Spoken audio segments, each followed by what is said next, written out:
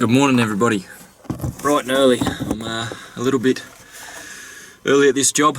I thought I'd better record something. I haven't recorded something in over a week, so I was waiting for some gear to come in. It's looking like I've got to wait for some parts, mulching kit and things like that for the 52-inch zero turn that's coming. Now, in previous videos I've spoken about Toro and Husqvarna, and that I had to go the Toro because of the 52-inch option, because their 54-inch in the Husqvarna was too wide for my trailer. But then looking into it, it's the mid-range one that's too wide, and then the top of the range Husqvarna 54 is narrow enough. It's more compact. Like in its design, the 54-inch deck is still there, but everything on the mid-range series was just built that little bit wider. You're looking at big repercussions with whether or not it can fit in a 5-foot wide trailer or not, and there's a difference of $5,000 as well, like obviously from the mid-range to the high-range top-end unit. But then, as if fate was talking, a farmer was getting rid of a 52-inch Husqvarna zero turn for like a third of the price I would have got this brand new one for. So I jumped at that opportunity, ordered that. No, didn't order it, just put my name to it. So he's going to fix it all up, and it needs a couple of things, either pulley and the mulching kit that needs to be installed. Everything else on it, like the belts, are worn, but not to the point that they're going to snap or anything like that, so they can hold on until they do, and then I'll just get them replaced as they're needed. And he serviced this unit. It's been a one-owner unit, so he knows, the dealer knows this unit, and hasn't had any dramas in the 4 years that this farmer has had it either. So with only 200 hours on the engine, which again, like, the engine's more powerful than the brand new ones that are out now, so albeit a Briggs & Stratton versus a Kawasaki. But in every review, I do a lot of reviews, and every engine has their problems. Now Briggs & Stratton aren't what they used to be, but what I'm used to, what they used to be, I wasn't there when they were building them as good as they were. So apparently a lot of their designs is based off of really old school technology, but a lot of the old school technology is still bulletproof to me. Some of the best engines were from the older era as far as reliability goes, not so much for emissions, not so much for fuel economy, but they'll start every time and they'll keep going, compared to a lot of these newer stuff. So we'll wait and see, time will tell, but for me I could justify it pretty well and truly, due to the fact that I'm saving such a huge chunk of money. It means I can get it now instead of later down the track, which has also enabled me to gain a couple of acreage clients as well. So that's been a really good bonus. I just think going forward, I definitely need this piece of equipment. I'll have the Husqvarna pretty much replacing the majority of work that this Toro does. Now, the Toro time cutter, zero turn, can get out the backyard of majority, like I said, 90% of my clients' yards. But then the counter to that will be that the 52-inch, when I'm out the front, which is like predominantly the larger area of each yard I do, is the front yards rather than the back, which doesn't make sense, but a lot of them are corner blocks and things like that, so it just works out that way. So with that, the 52-inch will be done a lot quicker, and then the push mower can be taken out the back, whether it be the Time Master or one of my other 5 push mowers that I've got. It's no big deal. I've got plenty to choose from for every scenario, so I'm more than likely, me being a bit OCD with things, going to get the Husqvarna back on here, just so everything on the back of the trailer is orange, all looking the same, all looking professional. I'll go to the point eventually of replacing all my fuel tins and everything like that. Everything I've got, everything I use, battery powered, 2-stroke, zero turn, push mower, like it can be all Husqvarna if I want it to be. So, wanted it to be. It's very early, sorry. And yeah, I just like the professional look of that. I open up the side of my toolbox. It's all Husqvarna. The funny thing about that is, for years, for whatever reason, just something little, but I never liked the colour orange. But when I started working, doing what I'm doing, majority of the outdoor power equipment's orange, so you can't get past it. And the nice bush ranger that's the nice blue that I like, there's just too many things that I don't like, which I've spoken about in previous videos. The handle, the trigger, everything about the grip. It's just not good enough when you want to do edging with it, because you're holding the point on that handle, and there's so many things and so many reasons as to why I've gone Husqvarna, but the more you follow this channel, the more you're going to understand why. But really, it's up to you guys in that regard. Find a dealer that you can trust, find someone local, just around the corner, as close as possible, and just keep giving them business, and they look after you tenfold. At the end of the day, it's a business. They've got to run a business, they've got to make a profit as well. So I totally understand that. I know I can get things cheaper online, but I'd rather support someone here and have it like that. So that's what I look at, and for the little bit of savings that I'm making with purchasing online, especially now more than ever. For me, it's only something small, but wherever I can not buy from China, I'm not buying anything now. I used to get them speed feed head covers like in a 10 pack for cheapest chips, and from now on it's all genuine through the dealer. Whether or not it's made in China, it's still a speed feed head, but at least I'm supporting a dealer, if you know what I'm saying there, rather than someone over in Hong Kong and whatever. Again, not being racist, but everything going on, this has really shook the world. And yeah, it's going to be a little bit longer now. We've got to put up with it, so hopefully it'll all blow over as soon as possible. Everyone can get back to semi-normal operations. Hope everyone's staying safe and well in this time as well. Yeah, catching up with people when you can, from a distance obviously. Neighbours, just checking in, making sure everyone's all good, especially elderly neighbours. Live in a aging population type town, and they're the ones at most at risk. So whatever you can do for the elderly, for your neighbours, for your friends, for your family, whatever it is, post things to them, make sure it's clean, obviously, all the things you can do. There's plenty of ways you can help. Everyone knows my view on the situation, and there's going to be 3 different options now that they will look into. They're not going to talk about it anytime soon, but it's either keep going like we are. If it spikes, then we go into further lockdown. If it doesn't, then we can start lifting restrictions. The second option is a harsher lockdown, just to really nip it in the butt.